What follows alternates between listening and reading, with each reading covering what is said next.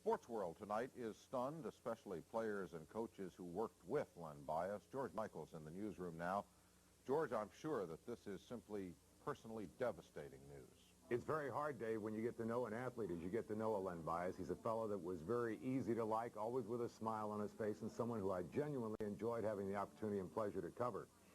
No matter who you are, the shock of Len Bias's untimely death, I think, is very difficult to absorb. It's hard to believe. Part of what is so heart-wrenching, I guess, is that this was a young man literally on the threshold of realizing his lifelong dreams. The man who guided Len Bias toward this dream of playing in the NBA is Coach Charles Lefty Driesell.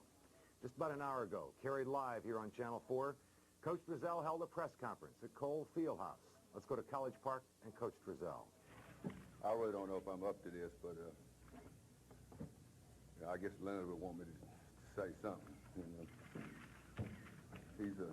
I've known Leonard since he was in about the 6th grade. And he's like a son to me, so I think you can appreciate the difficulty of the way I feel right now.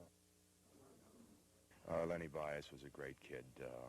I've been here 10 years, and I've never seen a day as dark and sad as this one. We loved Lenny Bias for what he did for Maryland, but we loved him more because he was a good person and our friend. Everybody that ever watched him play admired him, and everybody that ever met him loved him. Dick Dull on the death of Lenny Bias. We'll have much more, and of course, a little bit later on, Dave, we'll be talking with Casey Jones live from Boston. Casey Jones, the coach of the Celtics, was agreed to talk with us a little bit later on this evening, and we'll join you more with more comments on the death of Lenny Bias, and we're with you a little bit later in this program. Dave Marish? George, in the words of Larry Bird, who virtually handpicked Len Bias for the Celtics, this is the cruelest thing that Bird had ever heard of in his history in professional sports. Larry Bird liked the rest of the Celtics because, as you point out, Larry Bird had said that he needed someone really strong and powerful to go to the basket for Boston. It's very hard to talk about basketball at a time like this, but he said that he was probably the cruelest thing that he's ever heard of in the history of sports. Such an outstanding athlete to be swept away so swiftly. Dave? Thank you, George.